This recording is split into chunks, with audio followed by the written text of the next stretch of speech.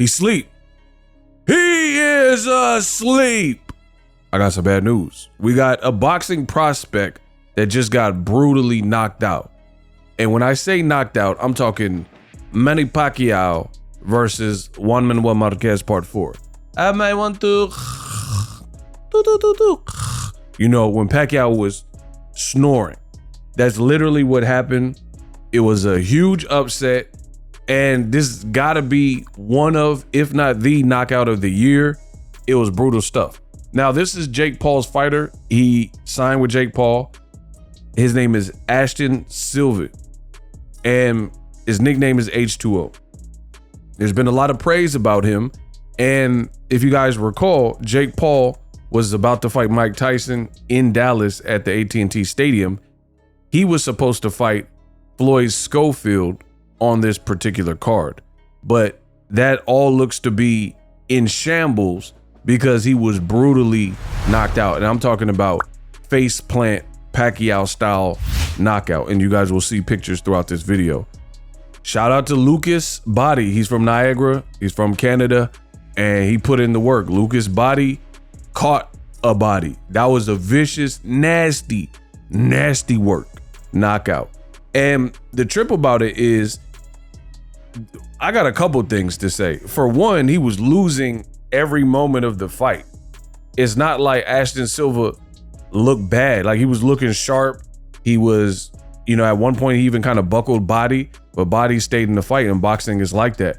Boxing is a sport where if you got 10 rounds, you got to be awake for 10 rounds. If it's a 12 rounder, etc., you can't take your eyes off the prize, and you got to keep your hands on the steering wheel. It's literally like somebody being on the freeway and they're driving and they're too tired and they fall asleep at the wheel. That's precisely what happened in this fight. You have a young fighter, I believe he's 20 years old, H2O Sylve, and although he was doing good, he got that young, inexperienced cockiness and it caught up to him. So throughout the fight ended in round 6. Nastily, right? The first 5 rounds, I would say, you had a pretty composed Ashton Sylve, where his fundamentals were intact. He was jabbing.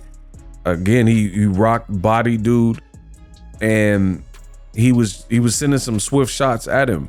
Like, he had a beautiful uppercut, sneaky punches. He was lacing them and disguising them in the combination. I had no complaints with how he was looking. So that's why in boxing, it's the theater of the unknown.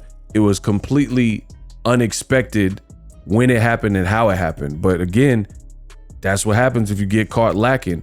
So I'm not making excuses. It is what it is. Shout out to Lucas Bahdi. I didn't really know much about dude, and I'm just being real. But it is shocking that MVP Promotions and Jake Paul and his dad, Ashton Sylve's dad or whatever, put him in there with this dude, because the guy's record was like 16-0 with 15 knockouts, 14 knockouts, something like that. And now he improves to 17-0 with 15 knockouts. So they said this on the beginning of the telecast that he's a knockout artist. But here's the thing. I hadn't really seen him, so I didn't know, because sometimes that's cap. You have the girl that Amanda Serrano fought, Stevie Morgan. She looked terrible to me. She looked like she was punching in a dream, very slow. And they were saying that she had the type of power where she was knocking girls out in the first round. But again, that's where experience matters. The Stevie chick, she didn't have Amanda Serrano experience, where Amanda Serrano's been in there with the best highly ranked people like Katie Taylor's and things like that. So sometimes it's cap when you see a knockout artist when they haven't fought anybody of a certain caliber, because you can get them knockouts against lower level, low tier people. But this Lucas Bahdi, the way he caught a body, it looks like his power is pretty legit, and he was masking it very well. He stayed in the race, and again, that's the great thing about boxing. And shout out to my dude Icy. Icy made a point. If you guys see him, he's part of Ego's army. You'll see him in the comment section. Icy had a great point, whereas Jake Paul hasn't even fought the true wolves and, you know, the top. He's fought Tommy Fury, who's like the first kind of real boxer, and he lost that fight. So as his promoter, if you haven't fought, like, you know, the absolute top, because the Hasim Rahman fight got canceled. And I'm not saying that that's the top person, but he's actually a legit real boxer, comes from a fight family, stuff like that. But since you have a lot of the MMA names and stuff like that, it was strange that you have someone even younger than you, although he probably started boxing before Jake Paul, and that you would move him so quickly. And I've said this time after time on the channel. This is one of the dangers with moving your fighter too fast, especially young fighters. Get the experience. You got a lot of guys, and I'm going to use Gervonta Davis as an example because he's the face of boxing, and he's a guy that all the young fighters aspire to be like, whether they admit it or not. They want that position, and they want what Tank has right now, which is that wave.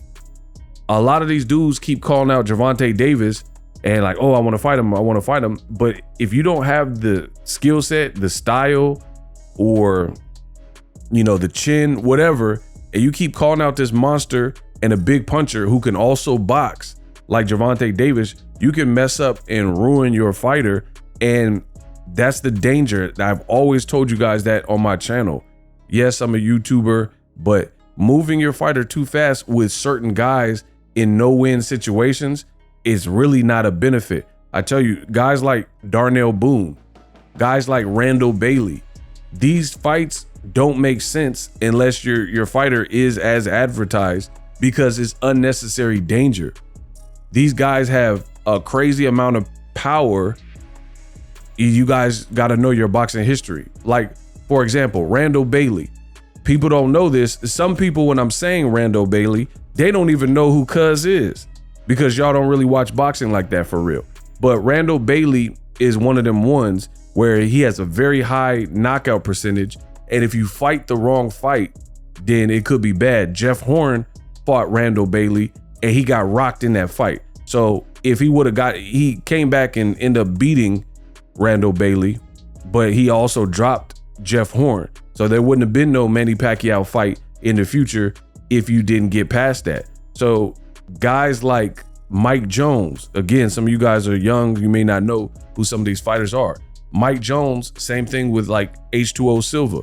Mike Jones was like this hot prospect. He was like 25-0, 26-0, something like that. And he had a lot of wave. Like, he had the wave. He was like supposed to be the it dude. He had a lot of knockouts, and they put him in there with Randall Bailey, and he was never the same since. It's very dangerous to do this to your fighter. If you don't know the fights that I'm referencing, you don't know Randall Bailey, then you have the names. Look up Randall Bailey, Jeff Horn, watch the fight. Look up Mike Jones, who was a hot prospect way back when, and watch his fight with Randall Bailey.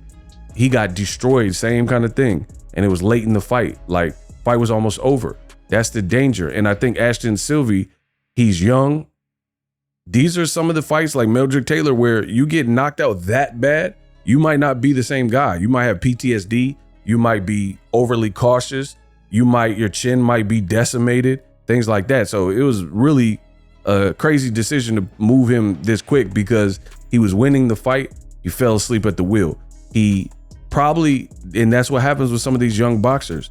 The fight is getting too easy and they start feeling themselves so much, and then they start breaking form, breaking the fundamentals, and like you should never break your own code. I think as a man gotta live by a certain credo and have certain tenets and virtues and values and certain things that you hold yourself. You gotta remain disciplined to those things. Like, if you told yourself you're gonna wake up at a certain time, you're a man. As a man, you should do that and stay true to that and get up at that certain time. Or if you're like, hey, I'm gonna go to the gym a certain amount of times, then don't break that. And you better have a great excuse if you break that. Same goes for boxing.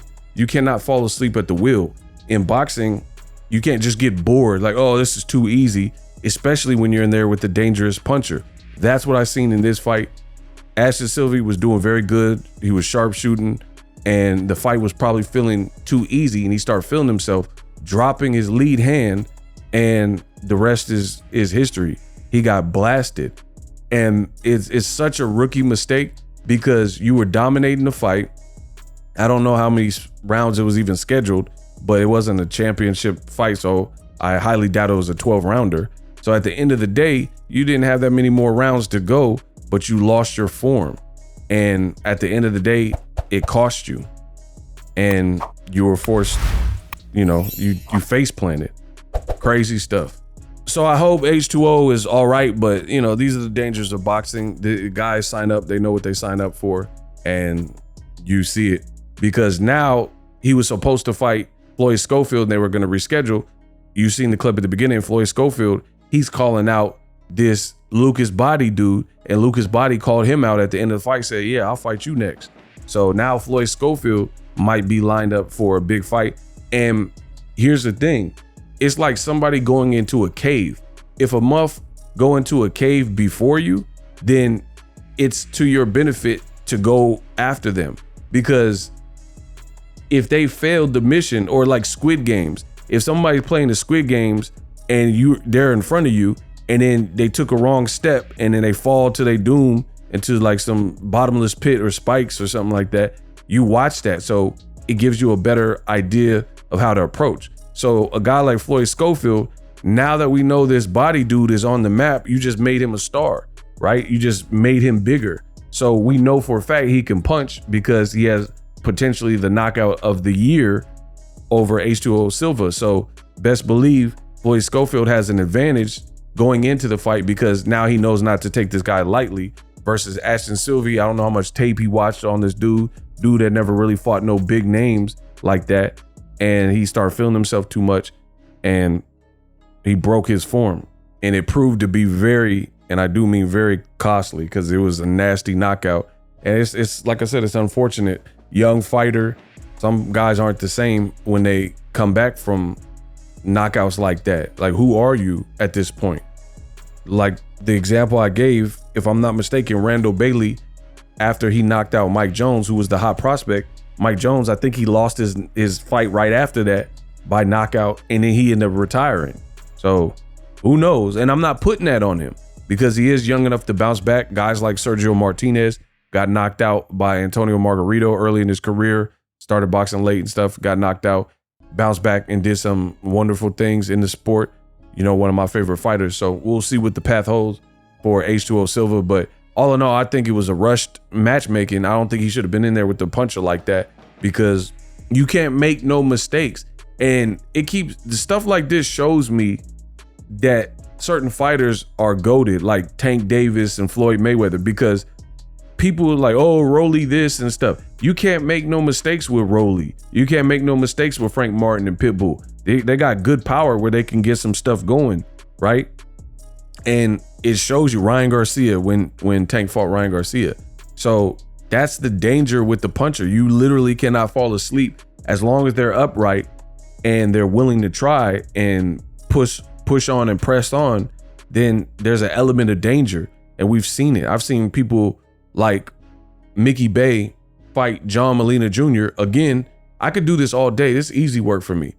Mickey Bay fought John Molina Jr., same kind of thing. Won every round of the fight, was winning, was dominating. It looked like a sure shot victory, and then clowned around a little bit in the 12th round, got knocked out. I've seen this movie before. Y'all don't want to listen. Y'all, when I tell you I'm the best in the business when it comes to commentating boxing, I tell you, and then I show y'all. I'm the best at this. My breakdowns are elite. Keep these young prospects away from punchers until they're really ready. Again, it sounds cool to call out Gervonta Davis until you in there with Gervonta Davis. And I've seen, like I said, I've seen this movie several times. Everybody's like, oh, I want to fight this guy, and he's not a real killer. And then the guy is like a big puncher, and then you find out quickly what your level is. Let me know what you guys think. Wish a speedy recovery to H2O Sylve. Crazy knockout of the year. Best in the business, not even close.